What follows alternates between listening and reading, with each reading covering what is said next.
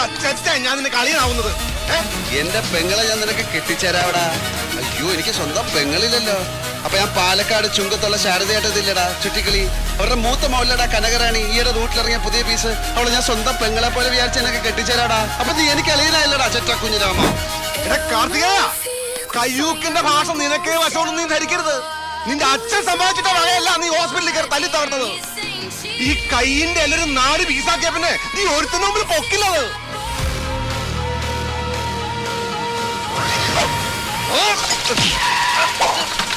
Vai sentando, vai sentando.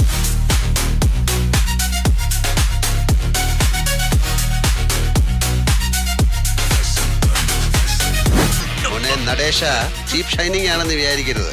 Watch Cartier ആണ്. 1.5 ലക്ഷം രൂപ വില വരും. ഇതിവിടെ ഇരിക്കട്ടെ.